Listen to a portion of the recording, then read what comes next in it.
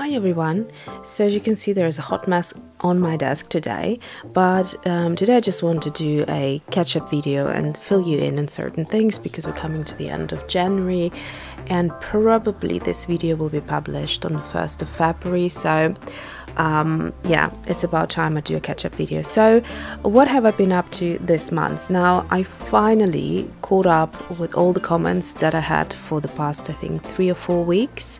So that has been really nice to read your lovely comments and you know the way we connect through conversations and sharing our passion for art supplies or craft supplies, giving each other ideas, etc, etc. It's very enlightening for me. I really enjoy doing that.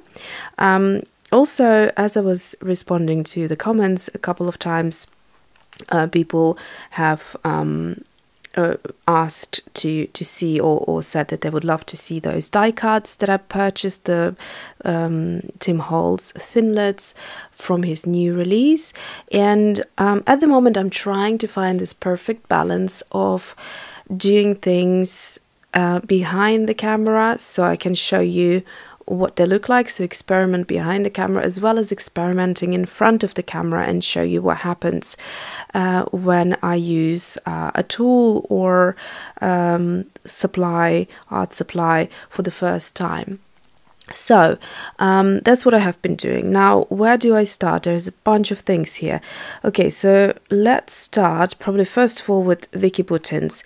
So Vicki Boutin's art supplies. Now someone asked me the other day, I remember the comments, but I don't always remember who it came from. So it sometimes becomes literally impossible simply because when I actually see the name, when I respond to comments, I recognize the person from our previous conversations. But of course, it's impossible to remember exactly what we were talking about before, etc, etc. But I just recognize like regular subscribers or viewers that comment frequently. So one of them has asked me, and if you're watching this goes out to you, asked me about this Vicki Boutin mixed media brush set that I got. So it comes in this black pouch, which I'm not really using, but you can stand it up and use it if you wish. Anyways, the question was, are these brushes soft enough to use for watercolors? And my understanding before I bought this that they were created for multiple usages. So it could be watercolor, it could be crayons, like water soluble crayons, it could be perhaps acrylics, just anything. Because they're not artist grade and they're more sort of craft watercolor brushes, you'd expect them to kind of, you know, not be that sort of, how shall I say, delicate. But when you can see these 3 brushes have a super fine tip, which I wasn't able to show you before. Now I haven't used them for watercolor, so hopefully you can see it comes to this very, very fine tip. So I would assume that like brush lettering and things like that would be quite good with it. But the brush that I have used is the smallest one, round number 4, and what I used it with was watercolor, but metallics watercolor. So basically this set here, so this is the Kamarabi, which you know I am hugely fond of, this gold watercolor here. That's what I used it with, and it felt really soft, but like, you know, synthetic soft, so don't expect it to be like a squirrel soft or something like that. But yeah, it's a great brush and I really enjoyed using it for that matter. Which actually, as we go, I'm going to clean up a little bit to give myself a bit more space. So what I worked on was actually this. So this brings me to this next project I wanted to share with you, which is quite a few things here to talk about. But anyways, so let's talk about the letters. So I have taken these chipboard letter stickers by Emmy Tangerine, and they're not as dimensional, and I like them for that reason. I don't like when they're too thick, and they have this craft paper, and really you could use them as they are, or you could paint them any color you want, which is really something I quite admire, as well as that they are quite long and thin. I like that font a lot. So what I decided to do is to color the heart, and the heart actually comes from here as well. So that was really neat set, and I think this is one of the old sets, so I'm not sure if you'll be able to find it, but I'll try to link everything I mentioned today down below. So yeah, so I used that watercolor that I just showed you, the gold color here, and it just looks like they're literally solid gold. They're beautifully done, and the brush was really convenient to apply it with, nice and small, and it's a very it kind of looks like they were printed like this, you know, they look really professionally made. So the next thing on this page that we should talk about are these beautiful, beautiful letters that I cut out. So if you remember, I said to you, or I showed you this set that I purchased from Simon Says Stamp. It's the Tim Holtz for Sizzix and the Thinlits set, which is called alphanumeric, and it's the 3/4 inch tall letters. Now they have been so much fun because that's what I've done. So as you can see, this was the 6x6, I believe. Yeah. So this was the 6x6 piece of cardstock, and I decided to cut out letters. Now you get 121 dies, and you get multiple letters, and you get so for example, you can get the same letter up to 7 times depending on the letter, and then there are also the numbers and like signs and things like that.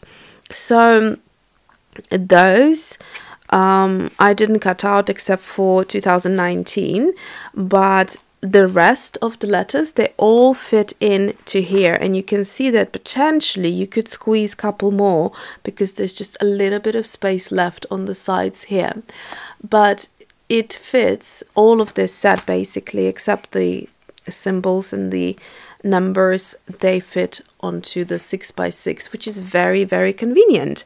So what I decided to do is I decided to cut out the whole alphabet that is included, all of the letters that are included in this set, so that I can keep it for my projects. So basically there they are, and I can spell out different words and I can mix and match them, and the next time if I, for example, cut out from another paper, you know, I can keep them as well and just kind of mix the letters and the color of the paper. So that was really fun, and as you can see, it looks great. For gluing, this was very convenient, the Connect glue by Gina K, because it was so fine. And the other thing is, like I said, I need to get some craft tweezers, because holding them with fingers, they're a little bit delicate, and so I ordered a set of tweezers which should come, I think, tomorrow if I'm not mistaken. Anyway, so that's what I've done, and I just love the look of it. I love how kind of flat they are because they're paper, and you just have so many varieties to do it on different papers. It would look completely new and different. So that's what I've done. So before I move on to explain what this actually is, I wanted to show you how to use these. I have taken some pictures of the process, and I will see how that goes, whether I can post it somewhere, but I just wanted to show you how I decided to use these. So they're quite fiddly, and because there's so many of them and they're relatively small die cuts, you can see how small they are. Also, by the way, there are holes in these bags, make sure you don't lose the commas and the dots, because they're just the smallest dies that I've ever seen. So I might just tape it with a piece of like tape or something, or washi. So here we go. So when you will be laying them out on the paper, you will quickly realize that they actually can move once you start pushing them through the die cutting machine. And this is what happened here on the first trial. So then quickly I realized, and I went back. As I went back, I decided to then use some washi to kind of make strips out of them. So as I laid them out, I didn't move anything about. I just used washi of something like unwanted color that I wouldn't use elsewhere, and just stick them to the paper. So I'll show you. So this was the original paper. As they were laying like that, I just adhered the washi to keep them in place and attach them to the paper, and that means they really stayed put and there isn't anything like miscut, so they're cut perfectly that time. And keeping them as well, I wouldn't take them off, so that's how I'm keeping them. I'm just using a piece of like plastic, but you could use some cardstock or like thicker watercolor paper, and just keep them like that. And every time you need to cut something out, if you want to cut the whole alphabet, just do it like that. Or if you want to cut out just one specific word, at least it will be easier for you to find the letters. What I may do as well one day, if I have extra 5 minutes time, I might actually sort them according to the alphabet, and that way if I do need specific letters, then I can find them faster that way. But really, in essence, just adhere them like that and cut them out in strips, and that will save you so much time for the next time. Okay, and you can do them like that if you want, lengthwise, or you can do them this way. I mean, it depends how you decide to do it. It fit like that on my piece of paper. Okay, so that's a nice little trick for you that has saved quite a bit of time. And because I haven't had any experience with alpha die cuts before, I kind of came up with this idea myself. But then later I was watching someone, there's this girl, I have to mention her YouTube. So her YouTube is called Lindsay Decor, and she does these amazing Bible journaling layouts, which you have to check her YouTube channel. I'll try to put it down below in the description, but it's just even if you're not into Bible journaling, I'm a little bit curious about it, but I don't think I would start on it because it's just very, very, very time consuming. But I do love all of her kind of crafty and artsy ideas. So she then also basically showed a technique where she does a similar thing with the washi and keeping the die cuts like these. And I think she might have used actually maybe even the same set by Tim Holtz, but anyway, it was definitely Tim Holtz for Sizzix. All right, so that's this. Next thing, shall we? Yes, let's finish off talking about this. So this is the like an album, photo album that I bought from Heidi Swap. And this was a while ago, and when I did the organizing of my studio, I found it in a pile. I knew I had it, I didn't forget about it, but it just made me want to finally use it, because I bought it and I thought, I'm not entirely, it's beautiful, it's like a book, you'll see it in a second, but I just did not know what to use it with. And you know, it's one of those things when you order something beautiful and instead of using it, it just sort of stays in a pile. So I thought, okay, that's it, I'm going to use it for the weekend we had. So my husband's birthday celebration, we had just the three of us went to this beautiful spa, and we took loads of pictures, and they were really good pictures actually, so I wanted to kind of document that in a memory keeping way, and you know, using my stamps and stickers and the scrapbooking papers and embellishments, but more kind of less dimensional, more flat. So I thought this would be perfect, and it's from the Magnolia Jane collection, so it's got a beautiful floral print. That was the look of that collection. And in fact, if you are ever curious, this watercolor palette that I put myself together, it's from the same collection, so I bought it and it's still available, so I'll link it below as well. I bought it on Amazon, and it comes with like a set of these gold clips which look very pretty, and I use them on my mood boards. And then you have loads of space here, so this one fits 18 half pans of watercolor, so it's quite nice. And then I love using the tin for mixing the colors. So if you ever wondered where this come from, if you haven't heard me say, then that's the same collection. Right, so what I've done inside, I've done this title yesterday. I used those epoxy little embellishments here, and I've talked about this before, so I basically lift them off these very dimensional wood pieces, which I'm not too keen on, and that way it looks a lot more better to me. It looks, first of all, it's flatter, and second of all, it just looks kind of cool. I mean, imagine this in a piece of chunky wood. I don't know, not my kind of style. So I love it. Now, what I've done next is I have gone ahead and selected different papers from the Maggie Holmes Carousel collection, that big 12 by 12. Okay, I'll just show you quickly. So this is the Maggie Holmes Carousel 12 by 12 paper pad, and this one had the 6 glitter pages, so it means you get these lovely kind of glitter effects, which I'll show you in a second as well. And it's a great paper. It's got these beautiful pastel colors, as well as a bit of kind of pinky and bluey turquoisey colors. So if that's your color scheme, you would really love it if you haven't bought it yet. So I've gone ahead and I cut like fitting pieces of papers. And what I've done is I layered, or I stuck them to every page on the left side. And this page I left for doing writing or some sort of scrapbooking, or I will see, I might use this area for pictures as well. And that way I might have one picture here, one picture there, or 2 pictures here, 1 picture there. I'll see how it goes.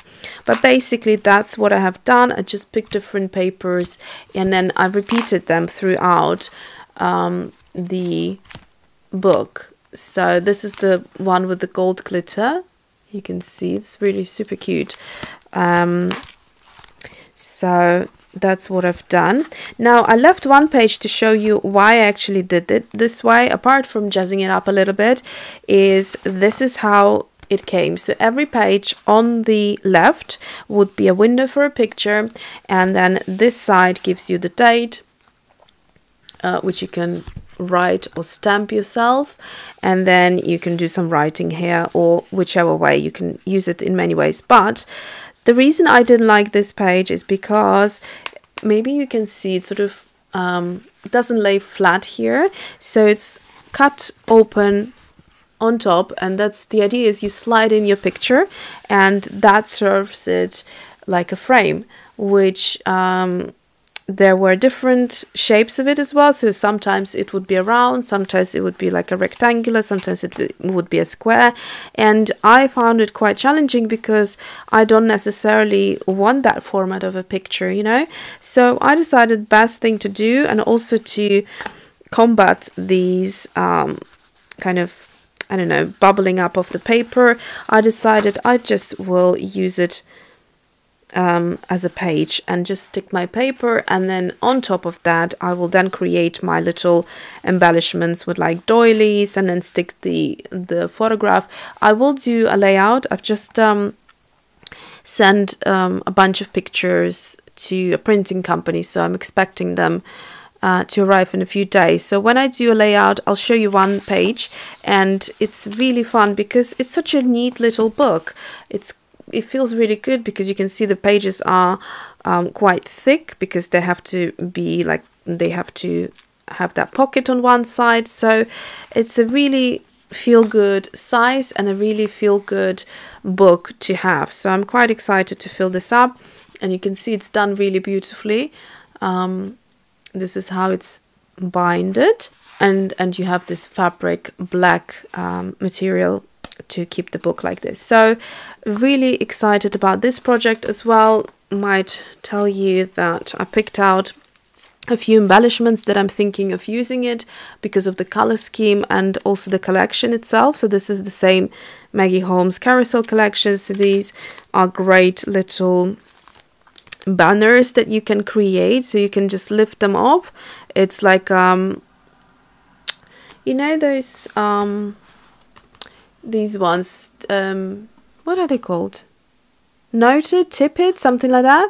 God, there was this episode on Sex and the City where the guy breaks up with Carrie on the, what's it called? Posted? Oh, I don't remember. Anyways, so yeah, that's the idea. It's got a little bit of like a glue that you can stick it onto surfaces and lift off, but you can create loads of things, and it works nicely with the collection. From the same collection, I also have these stickers, which is the well, they like a foil, kind of gold foil stickers with letters on one side, some hearts, very pretty. These I love the colors of these, like a mustardy yellow and very pastel aqua with pink. And so yes, that's the 3 sheets you get, and these are kind of like transparent gold foiled pink and turquoise, I think. Yeah, little stickers, so beautiful. Also from the same collection, I got these embellishments. So there are some stars and the sequins, which are not 2-dimensional. These pom-poms are quite dimensional, so I'll use them for another project. And then I also have a few sticker sheets. So this one is from this collection, which looks great. And that's the other side of it. So I'm looking forward to be using some of these. This is something completely different, but I thought color-wise it works quite well, and it says here Weekend Getaway, so I definitely want to use that in gold glitter. That looks super fun. So this is the one from Oasis for crate paper, and it's got loads of flamingos and all of that. So there were some peacocks where we were staying, and it just I might use some of the flamingos instead. I don't know, we'll see. And then this one kind of works well as well. It's from Chimel, and I don't think I bought this, but it came in one of the kits that I bought. But it's quite pretty as well. It's got the gold foiling effect with fitting colors as well. Some clouds and feathers and florals. And this little guy, I love him, this grey bear, really cute. And then on the other side you've got these kind of banners and loads of things to work with. So I've got those prepared, so I will be continuing once my pictures arrive and I know what's what.